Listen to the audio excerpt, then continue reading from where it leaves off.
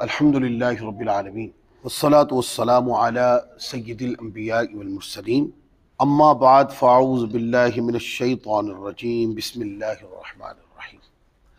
آقا علیہ الصلوۃ والسلام کی عمر طیبہ 20 سے 25 سال کے مابین، یہ جوانی کی عمر ہے نا، 18 سال کے بعد جوانی سٹارٹ ہوتی ہے، لڑکپن ختم ہو جاتا ہے، تو 20 سے 25 سال کی عمر ہے۔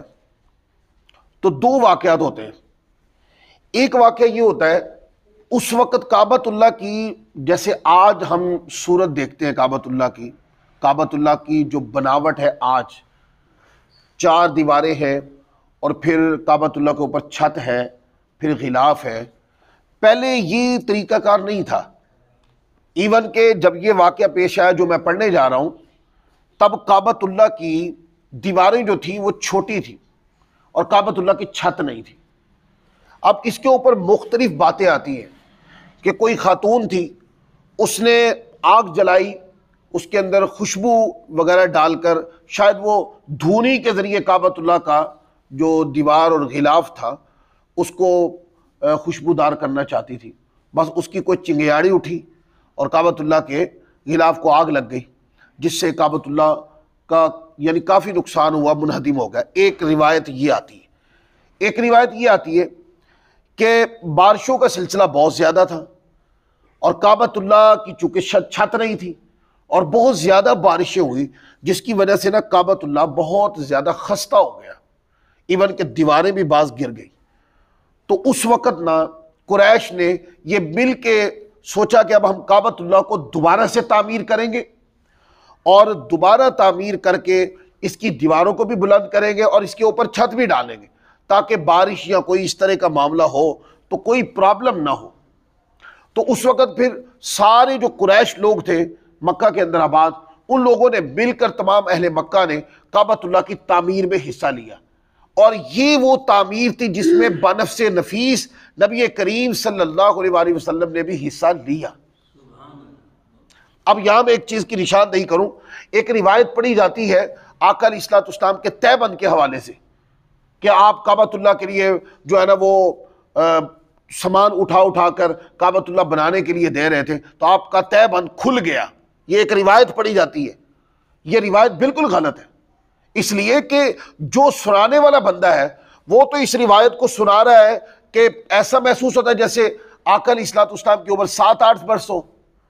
جب کعبۃ اللہ بنایا گیا تو اس وقت آقا علیہ الصلوۃ والسلام کی عمر پاک کتنی تھی؟ 20 سے 25 سال کے درمیان۔ بعض علماء نے 20 لکھی ہے، بعض علماء نے 25 لکھی ہے۔ یہ میرے ہاتھ میں امام بہقی رحمۃ اللہ علیہ کی کتاب ہے دلائل النبوہ، اس کے اندر یہ تمام اقوال درج کیے۔ جو میں آج درس پڑھ رہا ہوں یہ اس کی جلد نمبر 2 ہے، اسی سے میں ابتدا سے یہ ساری چیزیں آپ کے سامنے رکھ رہا ہوں۔ لہذا وہ جو روایت پڑھی جاتی، پہلی بات تو وہ تاریخی روایت ہے، وہ بالکل من گھڑتا ہے۔ اب آ جائے دوسری طرف کہ آقا علیہ الصلوۃ والسلام اس وقت لڑکپن اور بچپن میں نہیں تھے، حضور علیہ الصلوۃ والسلام جوانی میں تھے، آپ کی 20 سے 25 سال عمر تھی۔ تو آقا علیہ الصلوۃ والسلام نے بھی حصہ لیا، حضور علیہ الصلوۃ والسلام کے سارے چچاؤں نے بھی حصہ لیا، قریش کے اور بھی جتنے بھی قبیلے تھے سب نے مل کے حصہ لیا اور کعبۃ اللہ کو دوبارہ تعمیر کر دی اور دیواریں بھی بلند کر دی اور کعبۃ اللہ کی چھت بھی ڈال دی۔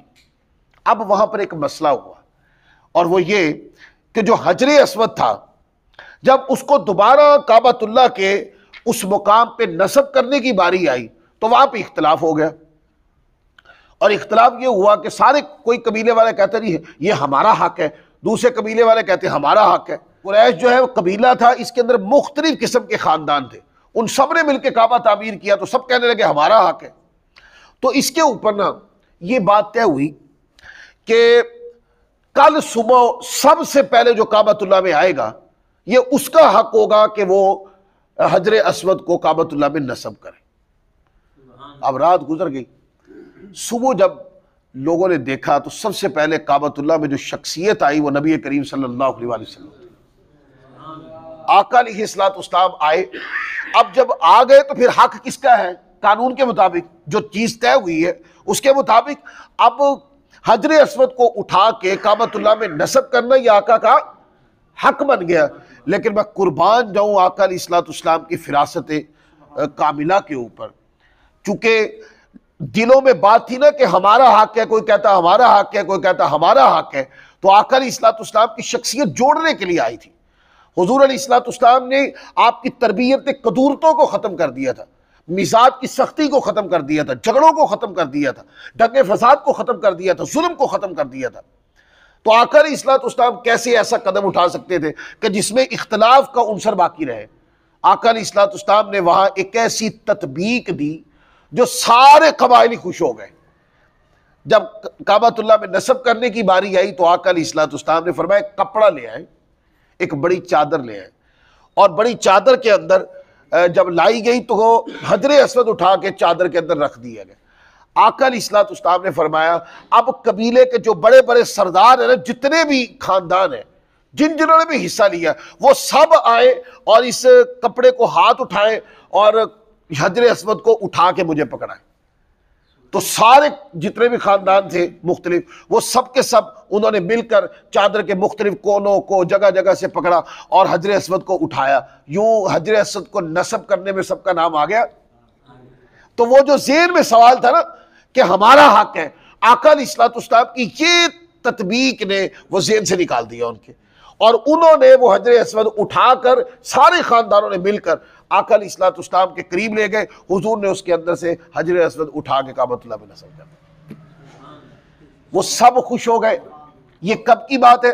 جب آقا علیہ الصلوۃ والسلام کی عمر پاک 20 سے 25 کے درمیان ہے۔ تو آپ دیکھ رہے ہیں آقا علیہ الصلوۃ والسلام کس طرح یکجہتی کے اوپر بلیو کرتے ہیں، یونٹی کے اوپر بلیو کرتے ہیں، کیسے محبت پہ بلیو کرتے ہیں۔ آقا علیہ الصلوۃ والسلام کی جو تربیت ہے وہ کس طرح لوگوں کو جوڑنا چاہتی ہے، حضور کا مزاج کس طرح لوگوں کو اپنی محبت سے سینچ رہا ہے اور معاشرے کا اختلاف ختم ہو رہا ہے، یہ سیرت طیبہ کے نقوش ہے۔ اچھا پھر ایک اور واقعہ ہے، اور وہ بھی مشہور واقعہ، وہ واقعہ یہ ہے کہ آقا علیہ الصلوۃ والسلام ویسے تو حضرت خدیجۃ الکبریٰ رضی اللہ تعالی عنہ کا مال لے کر یمن میں 2 بار گئے، جس کے بدلے میں آقا علیہ الصلوۃ والسلام نے ایک اونٹ لیا، ہر بار ایک ایک اونٹ لیا۔ اس کے بعد نا ملک شام بصرہ، جس کو بصرہ بھی کہتے ہیں، یہاں قریش کا مال جا رہا تھا۔ اس میں حضرت خدیجۃ الکبریٰ جو تھی وہ بڑی ذہین و فطین خاتون تھی اور اپنی نظافت و پاکیزگی میں بڑی مشہور تھی۔ تو اگرچہ انہوں نے خود کبھی بھی مال قافلے کے اندر اکٹھا کر کے خود کبھی جا کے سیل آؤٹ نہیں کیا، لیکن کیا کرتی تھی، وہ تجارت کرتی تھی، مال بنواتی تھی، تیار کرتی تھی، کسی کے ذریعے بھیج کے تجارت کرتی۔ آقا علیہ الصلوۃ والسلام کے چچا جناب ابی طالب، انہوں نے حضور علیہ الصلوۃ والسلام سے فرمایا کہ آپ جا کے خود تقاضا کر لیں کہ میں لے کے جاتا ہوں یہ مال، یعنی تجارت کا یہ کام میں کرتا ہوں۔ تو آقا علیہ الصلوۃ والسلام نے اس کو نامناسب سمجھا، فرمایا کہ اگر وہ مجھے کہیں تو یہ میرا شرف ہے، لیکن میرا جا کے کہنا، حضور علیہ الصلوۃ والسلام نے اس سے منع کیا، اوائڈ کیا اس سے۔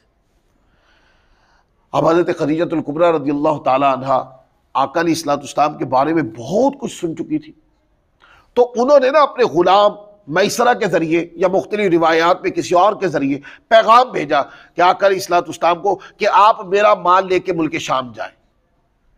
اور جب پیغام آیا، بلکہ ایک روایت میں تو یہاں تک لفظ ہے جب جناب ابی طالب نے کہا آپ خود جا کے کہیں، تو آقا علیہ الصلوۃ والسلام نے فرمایا مجھے لگتا ہے کہ وہ خود مجھے کہیں گے۔ اللہ اکبر، یہ لفظ روایت، مجھے لگتا ہے کہ وہ خود مجھے کہیں گے۔ اور بعد میں حضرت خدیجہ الکبریٰ کے غلام آئے اور آ کر انہوں نے آقا علیہ الصلوۃ والسلام کو یہ آفر کی اور حضور نے ایکسیپٹ کر لی۔ پھر کہتے ہیں جب وہ مال لے کے گئے تو حضرت خدیجہ الکبریٰ نے اپنا غلام میسرہ بھی ساتھ بھیج دیا۔ اب حضور علیہ الصلوۃ والسلام قافلے کو لے کے رواں دواں ہے، اور میسرہ کیا دیکھتا ہے؟ میسرہ یہ دیکھتا ہے کہ دھوپ، جیسے دھوپ آتی ہے تو ابر سایہ کرتا ہے، ان کے اوپر دھوپ نہیں آتی، ان کی شخصیت کے اوپر دھوپ کے اثرات نہیں پڑتے، گرمی ہے نا، صحرا ہے تو دھوپ کی تپش نہیں پڑتی، وہ ان چیزوں کو نوٹ کر رہا ہے۔ آقا علیہ الصلوۃ والسلام قافلے کے آگے آگے ہیں، میسرہ پیچھے پیچھے ہے۔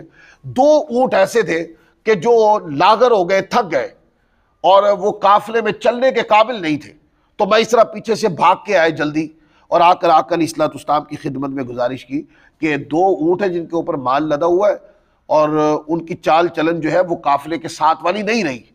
تو آپ ذرا آقا علیہ الصلوۃ والسلام پیچھے آئے، اور اب روایت کے لفظ ہے کہ آقا علیہ الصلوۃ والسلام نے آ کر ان دونوں اونٹوں کو اپنے دستے اقدس کے ساتھ ایسے تھپکی دی، اور بعض روایات میں آتا ہے آقا علیہ الصلوۃ والسلام نے تھپکی دینے کے ساتھ کچھ پڑھ کے دم بھی کر دیے. اب حضرت میسرہ جو غلام تھے حضرت خدیجہ الکبریٰ کے، وہ کہتے ہیں کہ آقا علیہ الصلوۃ والسلام نے یہ کرنا تھا، وہ اونٹ جو سب سے پیچھے تھے وہ قافلے میں سب سے آگے تھے، اور یہ قافلہ ملک شام بصرہ پہنچا، اور ایک درخت کے نیچے یہ قافلے نے پڑاؤ کیا. اب وہاں ایک جس درخت کے نیچے پڑاؤ کیا اس کے قریب ایک نستورہ راہب تھا. یہ جو بات میں کر رہا ہوں اس کو نستورہ راہب کا واقعہ بھی کہتے ہیں، کتاب میں اس عنوان سے آتا ہے. تو نستورہ راہب جو تھا اس کی خانقاہ تھی وہاں پر. نستورہ راہب جب آقا علیہ الصلوۃ والسلام درخت کے نیچے اترے اور بیٹھ گئے تو کہتے ہیں کہ نستورہ راہب آیا اور وہ آقا علیہ الصلوۃ والسلام کو بڑے غور سے دیکھنے لگا، بڑی توجہ کے ساتھ، بڑے غور کے ساتھ آقا علیہ الصلوۃ والسلام کو دیکھنے لگا. اور پھر میسرہ کو بلایا جو حضرت خدیجہ الکبریٰ کے غلام تھے، ان کو بلا کر کہا کہ یہ کون ہے، یہ جو درخت کے نیچے آ کے اترے ہیں اور تشریف فرما ہے، یہ شخصیت کون ہے؟ تو میسرہ نے کہا کہ یہ قریشی ہے، یہ بنو ہاشم سے ہے، جناب عبد المطلب کی اولاد میں سے ہیں. اچھا، اس طرح کے سوال پوچھے تو انہوں نے کہا کہ میں نے اپنی کتابوں کے اندر پڑھا ہے. اب وہ جو نستورہ راہب کہتا ہے میں نے اپنی کتابوں کے اندر پڑھا ہے کہ اس درخت کے نیچے صرف وہی آ کے پڑاؤ کریں گے جو اللہ کے نبی ہوں گے. تو پھر وہ پوری بات نستورہ راہب نے جناب میسرہ کو بتائی کہ یہ اللہ کے نبی ہے اور یہ ان قریب اعلان نبوت فرمائیں گے اور یہ اللہ کے آخری نبی ہوں گے. اب یہ بات سن کے جو میسرہ تھا وہ اس کے حیرانگی کا عالم جو تھا وہ پہلے سے زیادہ گوڑا ہو گیا. پھر کہتے ہیں کہ آقا علیہ الصلوۃ والسلام نے مال بیچنا شروع کیا تو وہ جتنا مال تھا، اب میسرہ کہتے ہیں پہلے آ کے ایک وقت گزارنا پڑتا تھا، پھر وہ مال مارکیٹ میں بکتا تھا، اتنا عرصہ وہاں رہتے بیچ کے پھر واپس جاتے. کہنے لگے جب مال بیچنے کی کوشش کی تو مال ایسے بکا کہ ہم بہت جلد فارغ ہو گئے، اور مال اتنا بکا اور کہتے ہیں کہ اتنے اچھے ریٹ پہ بکا کہ پہلے جو نفع ہوتا تھا اس سے ڈبل سے بھی زیادہ نفع ہوا. تو میں نے کہا کہ یہ اصل میں مال کا کمال نہیں ہے، یہ کمال ہے اس ذات کا جو ساتھ تشریف لائی ہے. اس مال کو ان کا دستے اقدس لگ گیا ہے نا، اس کی برکت وہ ختم ہونے والی نہیں ہے. یہ جنہوں نے خریدا یہ برکت ان کے گھر تک جانی ہے. تو کہتے مال بیچ کر آقا علیہ الصلوۃ والسلام جناب میسرہ جو حضرت خدیجہ الکبریٰ کے غلام تھے ان کے ساتھ حضور واپس آئے. اور جب مکہ قریب آنے لگا تو جناب میسرہ جو تھے انہوں نے آقا علیہ الصلوۃ والسلام سے گزارش کی کہ میرا خیال ہے کہ آپ کو قافلے کے پہنچنے سے پہلے جا کر یہ اطلاع دینی چاہیے کہ ہمارا سارا مال بک چکا ہے اور جو فائدہ ہے وہ ڈبل سے بھی زیادہ ہوا ہے، یہ آپ کی شیان شان ہے، لہذا آپ اس طرح فرمائیں. تو آقا علیہ الصلوۃ والسلام وہاں سے قافلے کے پہنچنے سے پہلے حضور علیہ الصلوۃ والسلام حضرت خدیجہ الکبریٰ کے پاس تشریف لائے اور آ کر ساری بات بتا دی. اب جب حضور آ رہے تھے، یہ بھی کتاب میں ہی لکھا ہوا ہے، کہتے جب حضور آ رہے تھے حضرت خدیجہ الکبریٰ اپنے مکان کی چھت سے کھڑکی سے دیکھ رہی ہیں کہ حضور آ رہے ہیں. دو فرشتوں نے ابر یعنی بادل کیا ہوا ہے آقا علیہ الصلوۃ والسلام کے سر انور پر، اور دھوپ کی وجہ سے آقا علیہ الصلوۃ والسلام پر دھوپ کی وجہ سے دھوپ کے آثار نہیں آتے. آقا علیہ الصلوۃ والسلام آئے اور یہ خوشخبری سنائی. اچھا، یہ خوشخبری سنانے کے بعد حضرت خدیجہ الکبریٰ نے کہا کہ آپ واپس جائیں اور قافلے کے ساتھ آئیں. اب یہ جو جملہ ہے، یہ جملہ اگر دیکھا جائے تو یہ جملہ یہاں بنتا نہیں ہے، لیکن علماء نے لکھا ہے یہ جملہ حضرت خدیجہ الکبریٰ نے، چونکہ حضرت خدیجہ الکبریٰ آپ کی شخصیت سے بڑا متاثر تھی، اور جب بندہ کسی کی شخصیت سے متاثر ہوتا ہے تو اس کا ادب کرتا ہے بہت زیادہ. تو اتنا حضور کی شخصیت سے متاثر ہونے کے بعد اتنا دل کے اندر حیا اور ادب تھا آقا علیہ الصلوۃ والسلام کا. پھر کہا گیا واپس جائیں اور دوبارہ قافلے کے ساتھ آئیں. وہ کہنے لگے کہ انہوں نے وہ فرشتوں کا ابر کرنا دیکھا تھا نا، تو دوبارہ واپس بھیجا کہ دوبارہ جائیں اور وہ منظر میں دوبارہ دیکھو، کیونکہ قافلہ تو مکہ کے کونے پہ آ گیا. تو پھر جب آقا علیہ الصلوۃ والسلام واپس گئے تو اسی طریقے سے بادل آقا علیہ الصلوۃ والسلام کے سر انور کے اوپر سایہ کرتا رہا، اور حضرت خدیجہ الکبریٰ یہ چیزیں دیکھتی رہی۔ اور جب واپس آ گیا قافلہ، یہی وہ چیزیں تھے کہ حضرت خدیجہ الکبریٰ رضی اللہ تعالی عنہا کا قلب و باطن، دل حضور علیہ الصلوۃ والسلام کی طرف سے، آقا کی شخصیت نے آپ کے قلب و باطن میں گھر کر لیا۔ آپ حضور کی شرافت سے، نظافت سے، حضور علیہ الصلوۃ والسلام کے اخلاق سے، کردار سے، اطوار سے، گفتار سے، حضور علیہ الصلوۃ والسلام کی پاکیزگی سے اتنا متاثر ہو گئی کہ حضرت خدیجہ الکبریٰ رضی اللہ تعالی عنہا نے خود پیغام نکاح آقا علیہ الصلوۃ والسلام کو بھیجا۔ اب اس کے اندر مختلف باتیں ہیں کہ پہلے آقا علیہ الصلوۃ والسلام تک یہ بات پہنچائی گئی، اور جب یہ پتہ چل گیا کہ پیغام نکاح بھیجا جائے گا تو قبول ہو جائے گا، تو پھر آپ نے پیغام نکاح بھیجا، حتیٰ کہ آپ کی جو پھوپھی جان تھی جناب صفیہ، ان کے ذریعے سے بھی معلومات لی، اور جب پتہ چل گیا کہ پیغام نکاح بھیجیں گے تو قبول کر لیا جائے گا، تو پھر پیغام نکاح بھیجا۔ اب ہمارے ہاں کیا ہوتا ہے بھئی، مرد والے جو ہوتے ہیں، بچے والے ہوتے ہیں، وہ جا کے رشتہ طلب کرتے ہیں، ٹھیک ہے، پھر اگر سے قبول ہو جائے تو ٹھیک ہے، ورنہ رد ہو جائے تو رد ہو جائے۔ لیکن آقا علیہ الصلوۃ والسلام کا جو پہلا آپ کی شادی ہوئی، یہ آپ کو حضرت خدیجہ الکبریٰ کی طرف سے پیغام نکاح گیا، آقا علیہ الصلوۃ والسلام نے قبول فرما لیا، اور جناب ابی طالب جو حضور کے چچا ہیں، انہوں نے آپ کا خطبہ پڑھا اور نکاح ہو گیا۔ اور پھر آقا علیہ الصلوۃ والسلام کی جناب خدیجہ الکبریٰ کے ساتھ اتنی زیادہ محبت تھی، تاریخ اٹھا کے پڑھ لیں۔